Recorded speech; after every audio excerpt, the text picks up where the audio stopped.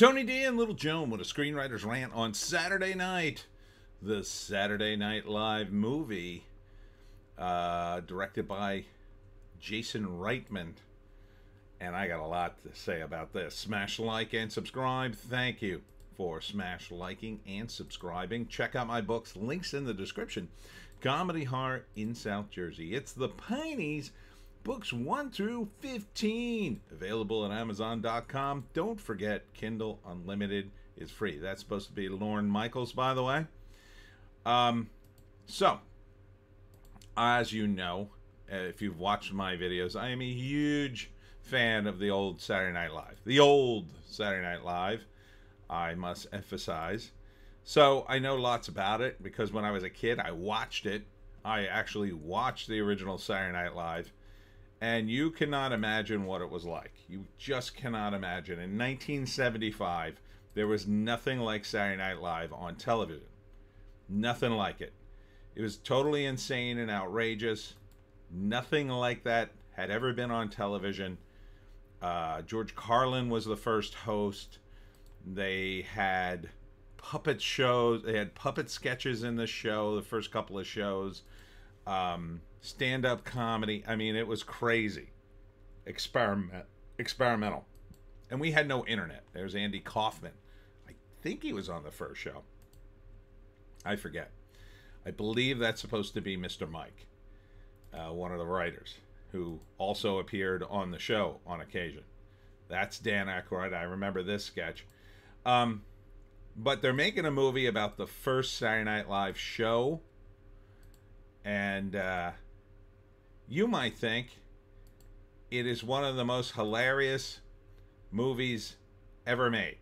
There's Chevy Chase doing a pratfall, which he was absolutely killer at. And directed by Jason Reitman and written by Jason Reitman and Gil Keenan.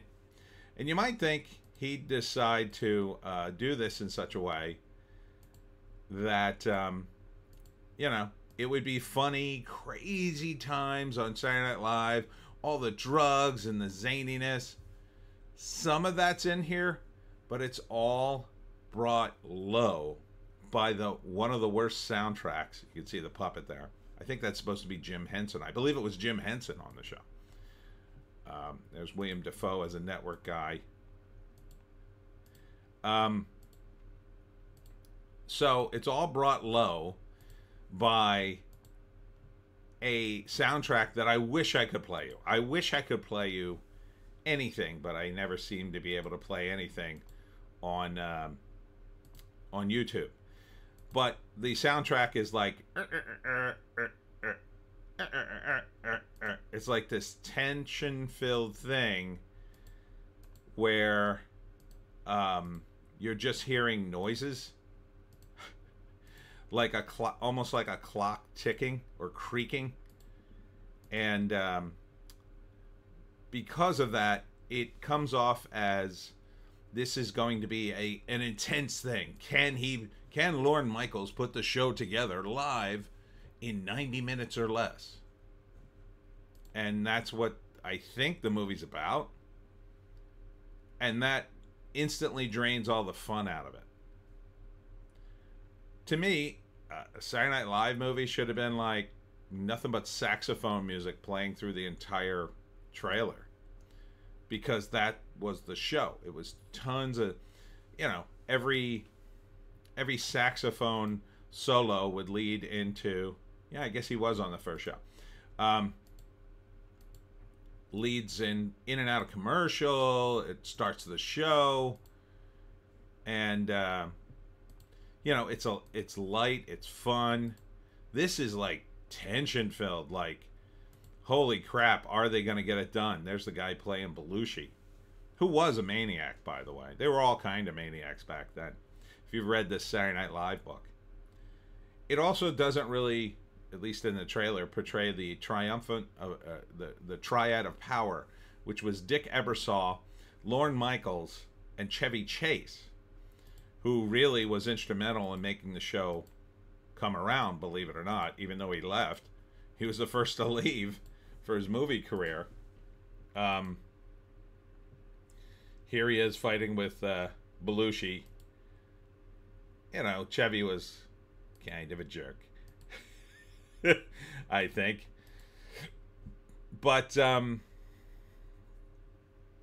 yeah, who the hell wants to see a tension-fueled behind the scene looks at a comedy show? You're doing the Saturday Night Live movie. This should be like, wow, these people were crazy. How did they get a show done? Not like, oh, wow, will they get the show done? We already know they got the show done. We already, the Saturday Night Live's an institution now. We're looking back on it. We want to see the crazy stories. We want to see the drug-fueled arguments and zaniness. We want to see Belushi passed out on a couch in his own vomit.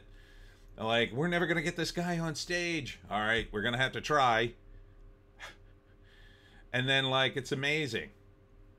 You know, the only sketch they show in the clip is the construction worker sketch, which is a funny sketch. It's Dan Aykroyd getting hooted at and catcalled by a bunch of female construction workers.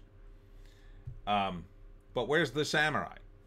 Where's Belushi and his opening sketch in Saturday Night Live with Mr. Mike? And that's Garrett Morris. That's Dick Ebersol. That is Lorraine Newman. I mean, the movie looks like it's for someone like me who is so steeped in Saturday Night Live lore that I recognized every single frame of this, and I did. But most people won't. How are you going to sell this? You know, people my age aren't the only people going to movies, Jason Reitman. Yeah, there's the construction worker sketch. It was pretty funny. Gilda Radner was in that hat. And I get it. You're making a movie about a comedy show, but these people were funny, man. They were doing drugs like crazy behind the scenes if you read the Saturday Night Live book. Even Chevy Chase's character takes a pratfall at the end of this and says, "Oops, excuse me, I tripped over my penis," which was something he'd do all the time, and which is hilarious. But it, you know, this soundtrack takes the funny right out of it, because it's like, oh, he's just a. It portrays something like that as an annoying deterrence to getting the show on. The show got on. We're already past that. Will Lorne Michaels get it all together and become super famous? Yes, yes he did. He's rich. Let's get past that and tell me crazy stories that I haven't heard before. Show me the crazy scenes of doing drugs and doing comedy backstage in Saturday Night Live. Yeah, you could show me the arguments or whatever, but show me how crazy these people were. You know, there's a great story in the Saturday Night Live book when SNL did a Hell's Angels sketch, and they used the actual colors from the Hell's Angels, and they weren't too happy about it. So the motorcycle club said, we want the colors back from the set. And Dan Aykroyd, and I forget who went with him. I want to say Belushi, but it might have been Lorne. Might have been both of them. They went to the Hells Angels and gave them back the colors and apologized. And Aykroyd, who was a big motorcycle dude, sort of smoothed things over because he was really into cycles and thought the motorcycle guys were cool, and it all worked out. But man, that could have been a funny scene. That's something that's not on TV. That would have been hilarious. Aykroyd and Lorne Michaels going into the Hells Angels motorcycle club, and them looking at him like, and Lorne like, we are so dead. Let's leave, Dan. No, these guys are cool. Come on. All that with blaring saxophone music in the background, like crazy.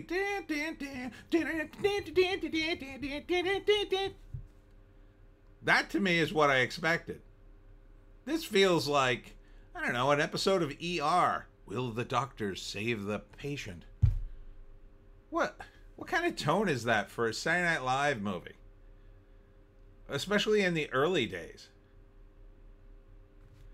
It's coming out October 11th. I believe that's on the exact day Saturday Night Live premiered, I think. But it just looks like it sucked all the fun out of it. Jason Reitman. What the hell kind of soundtrack is this? Now, this might be the marketing. Could have been the people in marketing put this together. They have been known to F things up. But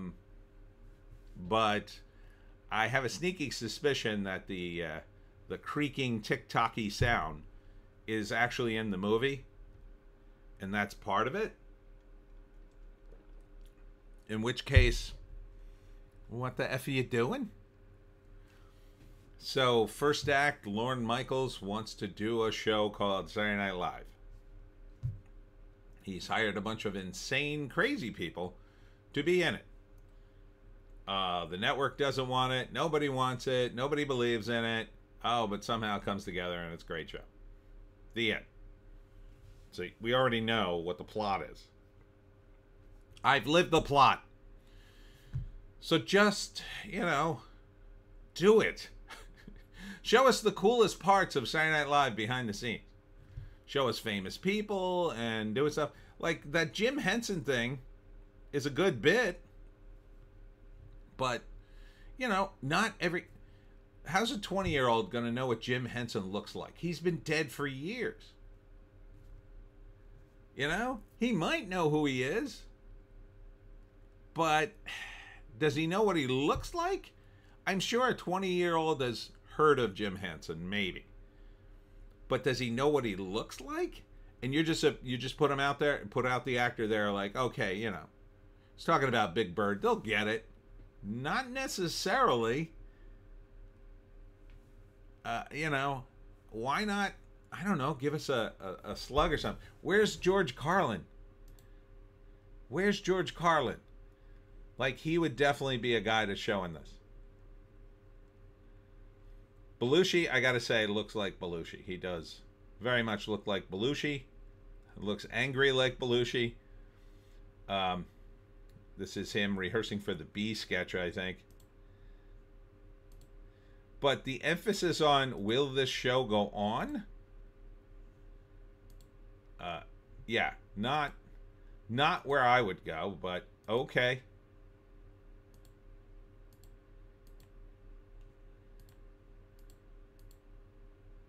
Yeah, October 11th. It premiered on October 11th. I mean, good on you for having it premiere on the same day. Good on you. But yeah, I don't think that's the only thing to work on. There's the Chevy guy. He kind of looks like Chevy. Not really, but close enough, I guess. I'm really underwhelmed by this trailer. As a guy who was a huge SNL fan back in the day, this seems hardly worthy of its legacy. But then again, the current show's hardly worthy of it too, in my view. So, and Jason Reitman isn't a bad filmmaker. He just seems like wrong for comedy. It seems like he's been pushed into comedy and kind of doesn't want to do it. His other movies weren't comedies. He doesn't seem to be totally right for comedy or have quite the sensibility for it. He seems to want to go more dramatic all the time. Doesn't want to seem to go for the comedy jugular. I messed that up. You got to go for the throat if you're doing comedy. And that's what the old Saturday Night Live did. It went for the effing throat. Didn't mess around. It went all in. Jason Reitman's okay. I mean, he's competent. But this was one of the most exciting TV shows of its time. Hands down. There was nothing else like it. People were talking about Saturday Night Live the moment it premiered. Did you see this show last night? What? Saturday Night Live. It was crazy. That's how we talked about the show when it first aired. Everybody was talking about Saturday Night Live. By the second or third show, everybody was watching it. Or talking about watching it. That was a big deal in 75. Again, no internet. That was the internet. That was it. So this movie, I think, is just going to come and go. I don't even know if I want to go see it. Might catch it on streaming. Let's read the write-up. At 11:30 p.m. on October 11th, 1975, a ferocious troupe of young comedians and writers changed television and culture forever. Directed by Jason Reitman, written by Gil Kane and Reitman, Saturday Night Live is based on the true story of what happened behind the scenes in the 90 minutes leading up to the first broadcast of Saturday Night Live, full of humor, chaos, and the magic of a revolution that almost wasn't. We count down the minutes in real time until we hear those famous words. Live from New York at Saturday Night Live. Really? So really, this really takes place the first 90 minutes before the show airs. I think this is a dumb idea. But okay. I guess you could do this. I don't know. Maybe somebody will come along and make the fun version of the Saturday Night Live movie one day. Anyhow, that's it for me, Tony D and Little Joan. Check us out on all our various links, the green site, the orange site, and the black site. Don't forget, tomorrow, the Bay Shore Center event has been moved to next week, August 16th. Next up for me is Saturday. I'll be at Keyport Parlor in Keyport, New Jersey at 2 p.m. and for my talk on how to hunt the Jersey Devil. And then at Nerd Fest on Sunday from 10 to 4 in Swedesboro. Hope to see you there. We'll see you in the next one.